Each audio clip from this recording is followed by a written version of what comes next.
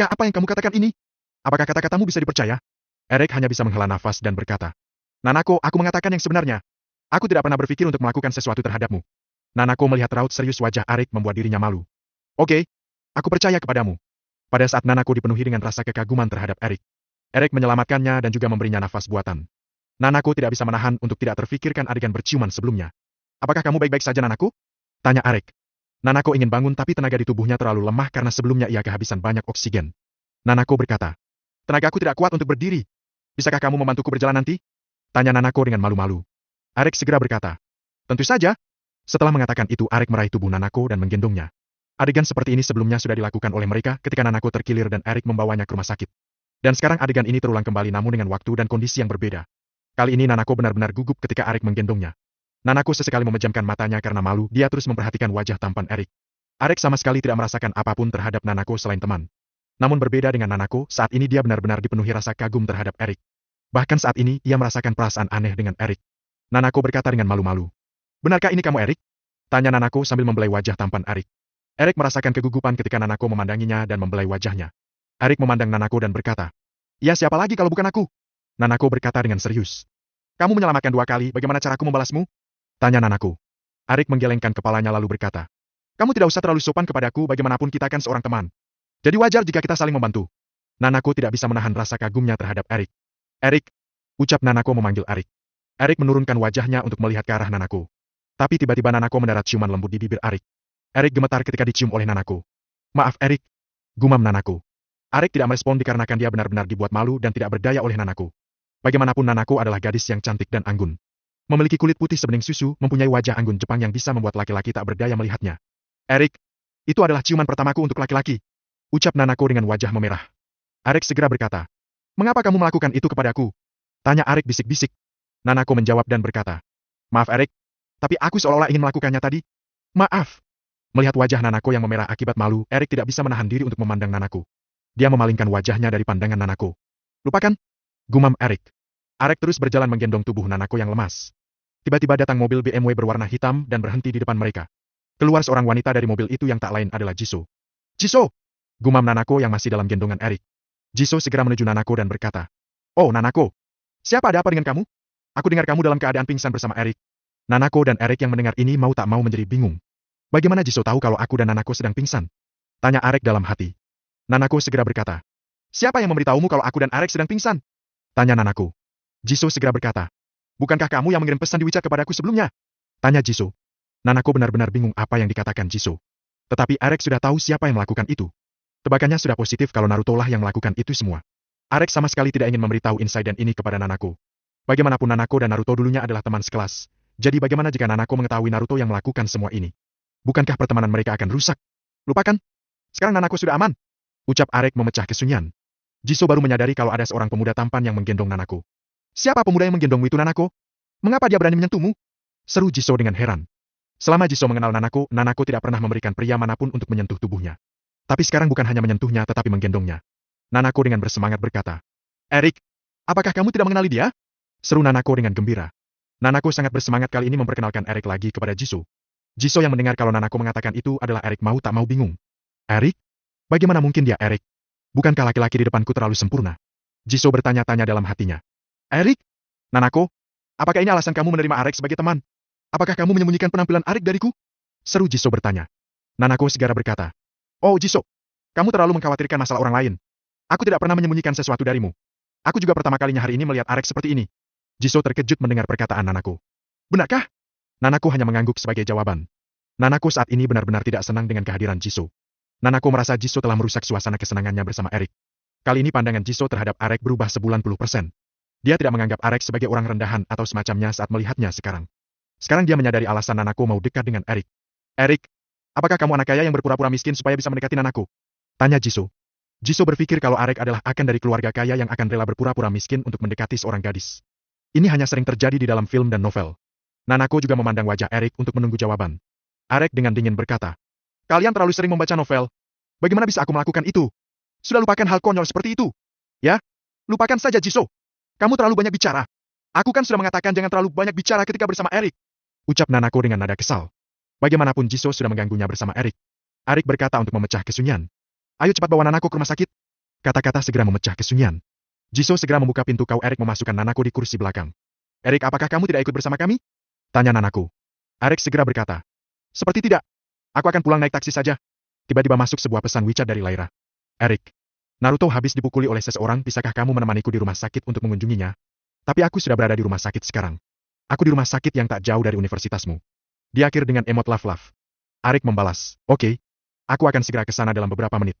Setelah membaca pesan singkat tersebut, mau tak mau dia harus menerima ajakan Nanako pergi ke rumah sakit. Eric, bagaimana jika sesuatu kepada kami? Apakah sulit bagimu menemani kami ke rumah sakit? Seru Nanako dengan cemberut. Eric menghela nafas dan berkata, ya baiklah, aku akan menemanimu untuk pergi ke rumah sakit. Mendengar ini Nanako sangat gembira, bagaimanapun dia masih ingin bersama Eric. Lebih bagus lagi jika Eric membawaku ke rumah sakit dengan cara menggendongku sepanjang jalan. Tapi Jisoo ini merusak itu, ucap Nanako dalam hati dengan kesal. Bab ke-34. Lyra dan neneknya berlarian untuk melihat keadaan Naruto. Naruto terkapar di bangsal rumah sakit karena kejadian yang ia rencanakan sendiri tadi. Lyra dan nenek hanya melihat pemuda berusia sekitar 20 tahun terkapar di atas bangsal yang tak sadarkan diri, yang tak lain adalah Naruto. Kedua kaki Naruto sudah diperban karena mengalami cedera yang serius. Beberapa luka juga masih terlihat jelas di wajahnya, beberapa bagian wajahnya masih bengkak akibat kejadian sebelumnya. Lyra dan nenek terkejut melihat keadaan Naruto. Sebenarnya nenek dia tahu kalau Naruto masuk ke dalam anak gangster. Tapi selama Naruto masuk, dia tidak pernah cedera atau luka seperti ini, oleh karena itu neneknya tidak menentang kemauan Naruto. Setelah beberapa saat, Naruto bangun dari sadar setelah mendengar tangisan neneknya. Melihat Naruto yang membuka dan tersadar, neneknya segera memeluk dan menanyakan keadaannya. Bagaimanapun Naruto telah tinggal lama bersama neneknya. Orang tua Naruto tinggal di Amerika untuk mengoperasikan perusahaan keluarga mereka, dan Naruto tinggal di Jepang bersama nenek. Melihat keadaan Naruto yang separah ini, mau tak mau neneknya khawatir luar biasa. Dalam perjalanan ke rumah sakit, Eric menerima pesan WeChat dari Lyra. Aku di ruang inap ke-36. Naruto cedera parah, kata dokter. Cepat kesini ya, diakhiri dengan emot love. Melihat Eric yang sibuk dengan ponselnya dan tersenyum sendiri membuat Nanako merasa cemburu. Nanako sangat ingin bertanya tentang Lyra kepada Eric, tetapi ia enggan melakukan itu. Dia sama sekali tidak mempunyai keberanian seperti menanyakan masalah pribadi orang. Meskipun Eric telah menolong dan terjadi beberapa kejadian Nanako, dia masih menganggapnya sebagai temannya. Dia adalah pria yang lugu terhadap perasaan wanita. Eric sama sekali tidak menganggap serius adegan berciuman sebelumnya. Yang dia tahu, jika itu bersama Lyra maka akan lebih sempurna. Insiden seperti ini tidak akan terjadi jika dia tidak membawa Lyra pada acara tersebut. Lagi pula Nanako lah yang membawanya ke acara itu sehingga ia bisa bertemu kembali dengan Lyra. Inilah alasan mengapa Eric tidak ragu untuk membelanya dan berjuang keras untuknya ketika dia melihat bahwa dia dalam masalah hari ini. Ketika Eric melihat bahwa Nanako sudah baik-baik saja, dia ingin kembali ke apartemen Nei untuk beristirahat. Namun, Nanako menolak untuk membiarkannya pergi dan bersikeras untuk pergi ke rumah sakit bersamanya. Sepanjang jalan, Nanako memegang tangan Eric dengan erat. Eric tidak tahu apa yang dipikirkan Nanako. Dia hanya memainkan ponsel miliknya untuk membalas WeChat dari Lyra. Eric sangat khawatir dan gugup untuk mengatakan sesuatu, tetapi sebelum Eric bisa mengatakan apa-apa, Nanako tiba-tiba melepaskan tangan Eric. Dia bahkan memintanya untuk pergi sendiri. Jisoo juga terkejut melihat ke arah Nanako yang tiba-tiba memiliki wajah yang emosi. Eric tercengang. Apa yang salah? Nanako menjawab. Tidak apa-apa. Saya baru saja memikirkan mengapa Anda menolong saya, dan mengapa Anda masih memperlakukan saya dengan sangat baik sekarang. Lagi pula sepertinya kamu tidak memperlakukanku sebagai temanmu sama sekali berdasarkan caramu meninggalkanku sendirian pulang sebelum ini. Kamu seharusnya tidak menyelamatkanku hari ini. Aku sudah sangat sedih karena kamu pergi meninggalkanku sendiri dengan orang lain, tapi sekarang aku harus merasa bersyukur lagi padamu. Apa yang kamu mau dari aku? Nanako bertanya sambil menghentakkan kakinya frustasi.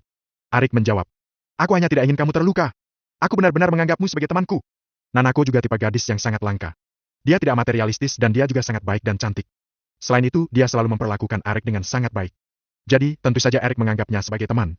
Oke, izinkan aku menanyakan sesuatu padamu. Kata Nanako sambil mendekati Eric, menatapnya lekat. Apa itu? Tanya Eric. Semua orang menunggu jawaban dari Nanako. Jisoo yang berada di kursi depan saat sedang mengemudi juga memiringkan tubuhnya untuk mendengar percakapan Eric dan Nanako. Melihat Jisoo mau menguping membuat Nanako merasa kalau Jisoo merusak suasana. Jisoo, bisa tidak kamu membiarkan aku tenang sehari saja? Jisoo mendengar ini mau tak mau tertawa lucu dalam hatinya. Nanako ini benar-benar gadis yang lugu. Ucap tertawa Jisoo dalam hati. Baiklah Tuan Putri Nanako yang cantik. Aku tidak akan mengganggumu lagi. Aku akan fokus menyetir dulu.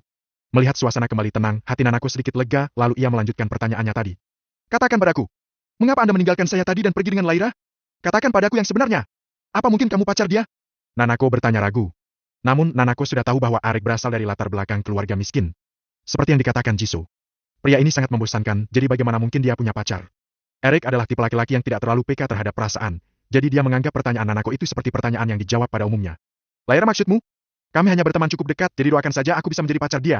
Eric menjawab dengan lugu tanpa menyaring kata-katanya. Meskipun Eric tidak cukup narsis untuk berpikir bahwa seseorang seperti Nanako akan menyukainya, dia bukan playboy atau apa. Tetapi Eric benar-benar masih lugu terhadap perasaan kepada wanita. Jadi ketika dia memberi nafas buatan ke Nanako lalu Nanako bangun dan akhirnya mereka pun berciuman, tetapi Eric tidak merasakan kemesraan atau sesuatu yang membuat dirinya menyukai Nanako. Jadi dia menganggap kejadian ini hanyalah insiden tidak disengaja. Nanako tidak bisa tidak merasa sedikit terluka karena suatu alasan. Apa? Apakah kau berbohong padaku? Aku tidak berbohong padamu. Aku benar-benar ingin mempunyai pacar seperti Laira. Kami sudah menjadi teman dekat selama lebih dari beberapa bulan. Dia meninggalkanku pergi ke Jepang untuk alasan tidak aku ketahui, maka dari itu aku pergi ke Jepang juga sambil memastikan keadaan dia. Arik menjawab sambil tersenyum. Oh, jadi itu saja. Itulah alasan mengapa kamu meninggalkanku dan pergi bersamanya dan membuat aku dalam bahaya. Ternyata kamu beneran menyukainya. Tidak buruk. Ini menunjukkan bahwa kamu sangat menyukai dia. Jawab Nanako dengan nada terisak. Dia mengatakan ini sambil merasakan sakit dalam hatinya.